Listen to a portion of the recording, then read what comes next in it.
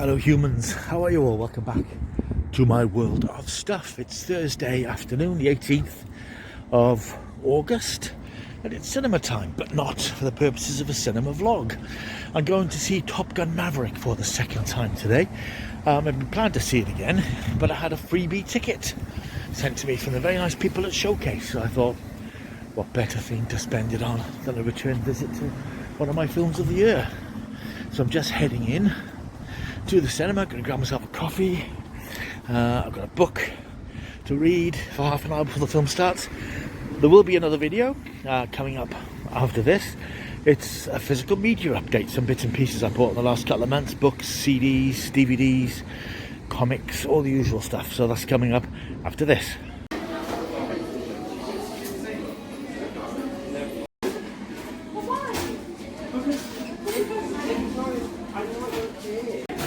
Well, I usually go for the bacon or sausage bath option in Costa.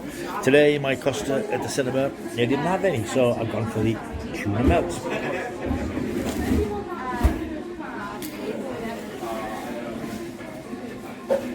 Cheers.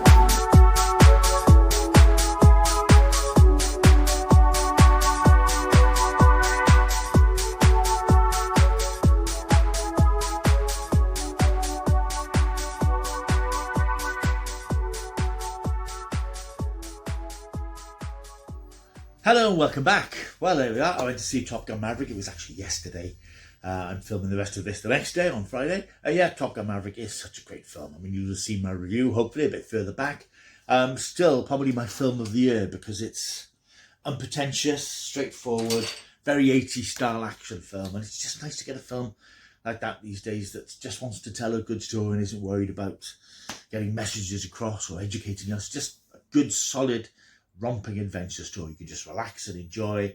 Yeah, it's great. If you haven't seen it yet, it's still in cinemas, so go and catch it now. Right, this particular video is another one of my physical media updates. I haven't done one for a couple of months because I haven't picked up much. I've got a big pile of things here, but yeah, not so much in the way of physical media, Blu-rays and DVDs, although there are some here, but lots of odds and sods. I've been back on eBay and I picked up some comics and a few books and odds and sods, so I just thought I'd run through the stuff that I have bought because I know people do like these sorts of things. So yeah, let's just crack on. If you've just discovered this channel, by the way, and if you like the video and checked out some previous videos, you'll find no rants here. You'll find no angry man things banging on about society, and you know, we all know what the world is like. So I just want this channel to be a refuge from all that and just talk about the things that I like, which are films, books, games, not games, what am I saying, games, films, books, DVDs, Blu-rays, comics, TV, anything sort of diverting and escapism, because the world is full of very angry people and they don't like it when you point them out on YouTube, which I must stop doing because it's pointless. Anyway, right, okay, so the stuff that I have got, I've got a few bits and pieces to show you. I did buy, as you've seen, there's a separate video, season 22 of Doctor Who on Blu-ray. I've done an unboxing for that, so I won't show that again here. I also bought the new 4 Target books. You'll have seen there's a video for that as well, so I'm not displaying those here. I'm just displaying the things that I have picked up, and there's been a few odds and sods. Starting off with, yes, I did get them in the end.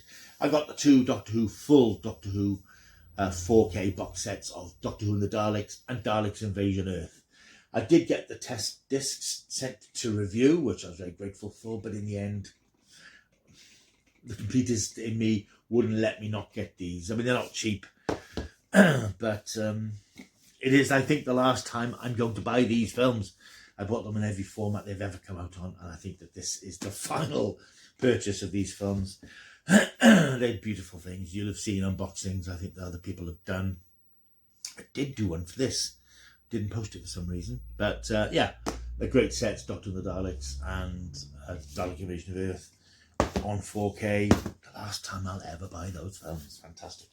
Other bits and pieces I bought. I can't remember if I showed you this one on the last video 2 months ago. If I did, apologies. If not, I bought the Batman on 4K. I did like this film. I believe I did a video for it. It's a long old film, 3 hours long, but I just found it very engrossing, very atmospheric. I was surprised by how good Robert Pattinson was as the Batman. I think his Bruce Wayne might need a bit more work, but I think we'll probably see that in the next film. Although I understand it's not formally been greenlit yet. I think it's probably just a matter of course. But yeah, I enjoyed this, and I did pick it up on 4K. I may have mentioned it in the last video, I'm not sure, but if I didn't, I did. See what I mean? These I know I haven't displayed before because I only got them recently. I picked this one up, a sale in Zavvi. I think it was $14.99, something like that. This is the 10th anniversary 4K Steelbook of J.J. Abrams' sort of breakthrough film, Super 8. This is the one that kicked off his film career, really. Yeah, it's a bit like Stranger Things. It's like a love letter to kids' films from the 80s. These kids trying to make a film on home video, and they uncover something nasty that's lurking nearby. Haven't seen it for years, so it is due a rewatch. It's a nice set, as you can see. I don't think I've actually opened it yet. It's still got the J card on it. I don't think there's anything special in it. No, it's just the 2 discs with a nice photograph in the inside. Not artwork for other blue tubers. Photographs aren't artwork. Just pointing that out, because people do send to say, I love the artwork on this when it's really a photograph. That is artwork, because that's an illustration, but photographs, that's for examples of photograph. Anyway, I'm wandering off the point there slightly. I also picked this one up cheap on, I think it was Amazon. This is the 4K version of Independence Day, the classic alien invasion disaster movie from, wow, when did it come out? Oh, it's interesting. It came out in 1996. Good Lord, it's incredible to think this is 26 years old. I haven't watched this for a while. I'm sure it's quite dated now visually, but still one of the great films. I remember the experience of seeing this on the big screen. It was breathtaking to see that sort of devastation and destruction on that scale. We won't talk about the sequel, because that's not very good. I didn't actually sit through it. I don't think I went to see it in the cinema. I think I got it I might have bought it on DVD or Blu-ray and couldn't sit through it. It was terrible. Such a shame. But no, this is a really nice disc. It's got lots of special features, and it's got the 4K disc, and you've got your Blu-ray and your Blu-ray with special features. And I think that was like $8.99, $9.99 from Amazon, so rather pleased with that. This is one I was sent to review. I get these regularly to review for Starburst magazines. It's called The Doctors. This is the Patrick Troughton Years Behind the Scenes Volume 2. This is a series of videos, and it's really interesting from a historical and archive point of view. Interviews with Doctor Who alumni who are no longer with us, producers, directors, writers, and so on, who were interviewed by a company called Real Time, who did a series called The Myth Makers, which were VHS and eventually DVD releases of interviews all conducted by Nicholas Briggs. They're now compiling all these for posterity on these rather nice 2 DVD sets. There's only one there because one's in the machine. I've been watching it. Yeah, it's nice. This one's got Derek Martinus, director, Douglas Camphil, one of the classic Doctor Who directors, Christopher Barry, Michael E. Bryan, Barry Newbury. If you're a Doctor Who fan, you'll know these names and you'll know that they're no longer with us. So it's an important historical record to see these people talking about their work on Doctor Who on video. And I'm very kindly, Real Time send me these every month when they come out. So it's really enjoyable to watch them all. And you'll find reviews of them on the Starburst magazine website. Only a couple more bits and pieces, actually, in terms of DVDs and things. Picked these up at a charity shop. I went to Swansea a few weeks ago. There's not a lot in charity shops these days. If you've seen other videos that people post, it's very generic stuff. You don't get much interesting stuff these days. I did pick this one up because I had this years ago and I haven't seen it. I think I loaned it to somebody, never got it back. This is one of Robin Williams' finest films, in my opinion. 1 hour photo. He gives a really chilling performance as this man who becomes obsessed with these people who come into the store he works, how their photographs developed. Directed by Mark Romanek. This goes back to 2003. Although I thought it was older than that. No, Robert Williams, of course, was a great underrated talent. And this, I feel, is one of his best films. This is one of the first films that sort of showed his dramatic range. It's really good little thriller. If you've never seen it, it's worth tracking down. And as I said, it's a replacement copy for one that I did have. I also picked this up. I don't quite know why. I think I might have thought I could sell it for a couple of quid in CEX, but unfortunately it's only worth about 10p and I paid 50 for it. But I will watch it because it's a network DVD release. Network, as you probably know, release lots of archive film and TV product. Lots of the Jerry Anderson shows and the ITC shows. This is one I've never heard of. It dates back to 1984. It's a 92-minute film called The Chain, and it's about the problems that can occur when you're moving house. It's written by Jack Rosenthal, stars Warren Mitchell, Dennis Lawson, Phyllis Logan, David Troughton, Nigel Hawthorne, Anna Massey, Billy Whitelaw. It's a TV movie from, as I say, 1994, I've never seen. And I just picked it up. I must admit, I picked it up thinking, oh, well, perhaps I'll get a quid for this in CEX. But 'twas not to be. So it's just been sitting there, and I probably will have a look at it sometime because it's a good cast. And yeah, it'll be nice to sort of be reminded of some old classic British drama from long ago. That's called The Chain. That then is all the physical media in terms of DVDs and Blu-rays and stuff that I bought over the last couple of months. Not been much. I'm waiting on Dog Soldiers 4K, which has been released next week. I believe that's been posted by Xavier. That should be with me shortly. I've not gone for the 40 quid expensive box set. I've gone for the, full 24 quid. The normal 2-disc 4K, because I think you can get a bit carried away with these expensive box sets sometimes, which, I mean, the Doctor Who ones are very good, but very often you just get a badge and some pictures and a leaflet and they double the price. So I'm quite happy to get the bog standard 4K. Let's talk about some books that I bought, because I bought some books and then I'll go on to comics at the end. So I'll try and split this into sections. So if you're interested in DVDs and Blu-rays and nothing else, you might want to walk away, but you might want to hang around. If you're interested in books, you might want to stick around for this bit, because there's some interesting bits here.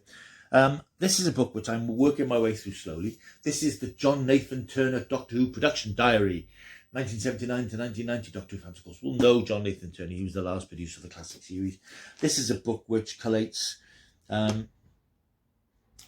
it's called the production diary. It sort of goes through his time on Doctor Who. It's being written or collated by Richard Molesworth, who has had access to all the memos and diary extracts and bits and pieces that John Nathan Turner committed to paper when he was working on the show and afterwards. Just been collated together. This was sent to his birthday present. It shows how long ago since I've done my last video. This was back in June by my good friend Sean Alexander. Hello, Sean, if you're watching. And I'm still working my way through this. I'm at 1982 at the moment. It's the sort of thing you sort of pick in and sort of go through a few days at a time. Just tells you about the production of the series, what was going on, and what Nathan Turner was doing in terms of getting the show together. So that's quite interesting. I also picked up from the Anderson store, Jerry Anderson, the Anderson store, Anderson Entertainment is keeping the name of Jerry Anderson alive by releasing new material based on archive shows and some new stuff. And I picked up in hardback one of the original Thunderbirds books from the 1960s by John Thaden. It's called Operation Asteroids. Now, I read these books when I was a kid. I had the paperback versions. I can't remember anything about them now because I read them sort of 40 odd years ago. But these were good fun at the time. Of course, Thunderbirds was one of the big things in the 60s. This was reduced and I thought I'd get hold of this. When it came, I realised that I'd last year bought this one, Terror from the Stars, and never read it. I just put it away somewhere. So I read them both. They're sort of 140 odd pages. They're not difficult reads, and they're both good fun. I think I probably made the mistake of reading that one after this one because they're sort of samey.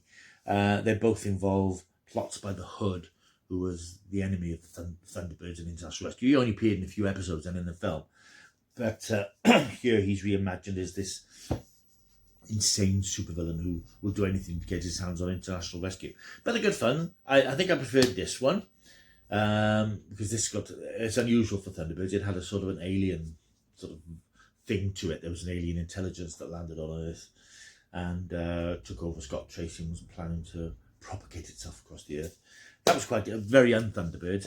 The second one, then, Operation Asteroid, was a bit more of a struggle because this was a bit more about the Hood and his secret headquarters and trying to take control of Thunderbirds. Neither of them do what the series did, actually, which was about rescuing people. It's all about their adventures. There is a slight element there, but that's all sort of brushed away quite quickly, I think. They go to a base on the moon to rescue an astronaut who's fallen into a pit. And they try to rescue him, but he gets out himself. He finds another way out, and that's all sort of brushed aside rather quickly. And if you remember the Thunderbird series, it wasn't really about that. It was about their rescues. But they're good fun reads. I'm not sorry I reacquainted myself. It's just funny that I couldn't remember anything about them. It's as if I'd never read them before. But as I said, it's 1966 when I had them, so I've read a lot of books since then. Here's one I picked up from eBay, and I think everything else is pretty much eBay odds and sods, really. This is interesting because this is only a few quid. This is a Pan Books paperback adaptation of several of the classic Hammer horror films. The Reptile, Dracula Prince of Darkness, Rasputin the Mad Monk, and The Plague of the Zombies. Two of them, The Reptile and Plague of the Zombies, are two of my favourite of the Hammer films from the 60s, both filmed back to back with the same sets and a lot of the same actors. And these are, I suppose you call them novellas rather than novelizations, because I think they only run to about 100 pages. All written by John Burke, who I know wrote books on the bill in the 80s. This was about, I can't think, this is £5, something like that, on eBay. One of those things that occasionally on eBay you stumble across something which, oh yeah, that's a really good bargain, and other people don't find it for some reason, whether because it's the way it's listed or whatever. But I was very pleased to get this. I haven't read it yet, but I will take a look through it, because it's just nice and sort of, you know, that sort of nostalgia thing, which I'm really into at the moment. I used to love the old Pan books, Pan Book of Horror. I remember them very clearly, and I'm quite a fan of Hammer, so I was pleased to get that. I'll just put that back in its protective sleeve. The next one, actually, having said they're all eBay, this one isn't. This is one I got from Amazon. This is a collection, a graphic novel form, if you like, of Tales from the Crypt from the legendary EC Comics archives that were so popular and prevalent back in the 1950s. I think they used to produce these quite lurid horror stories, which I've read a couple of them. They're sort of a bit on the basic side, but I quite like the unpretentious sort of artwork that just tells the story. This is the first volume of the book. I don't really know the history of EC Comics exactly, but this is just, I think, a random collection that's been put together. I mean, I think the first one is from the Crypt of Terror magazine, number 17. And then the second one is, yeah, I think it's a couple of stories from the Crypt of Terror number 18. Yeah, they're all Crypt of Terror. They've got Tales from the Crypt. You may remember there was a film of Tales from the Crypt many years ago. They're just fun, you know. It's a sort of quite creepy for their time when you think that comics were the domain of superheroes. It's quite interesting, that sort of ghoulish sort of element that these comics take. They're quite enjoyable, so I'm enjoying reading those. The rest are definitely all eBay. No, they're not. Yes, they are. Yes, they are. The first thing I picked up is a comic of AntMan and the Wasp. Actually, this is from Zavvi. £5.99 from Zavvi. Lost and Found, AntMan and the Wasp. Now, I am a fan of the AntMan films, and I picked up a couple of AntMan comics over the years, and because they're obviously not the film versions. This is a story from, I'm not sure when it was published. Again, with most Marvel and DC comics, the various iterations of the characters. This is, I think it's a 5-part story where Scott Lang is lost in the space between molecules. And he and